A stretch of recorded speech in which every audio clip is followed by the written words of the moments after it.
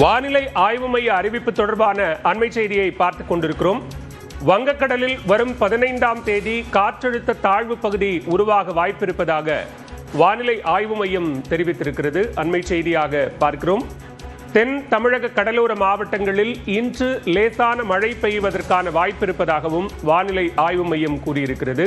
தேனி, விருதுநகர், தென்காசி, நெல்லை, கன்னியாகுமரி மாவட்டங்களில் நாளை லேசான மழைக்கு வாய்ப்பிருப்பதாகவும் வானிலை ஆய்வு மையம் கூறியுள்ளது. கூடுதல் விவரங்களோடு இணைகிறார் செய்தியாளர் லிபிகா. லிபிகா, விவரங்கள்.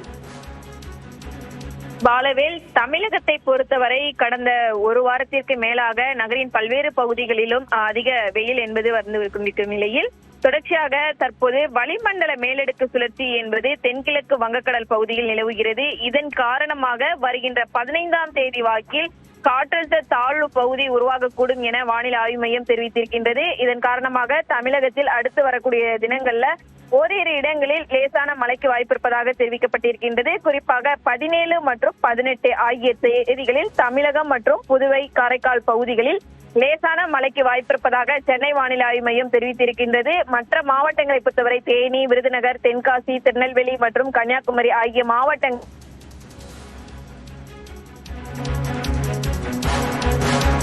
விவரங்களுக்கு நன்றி லிபிகா.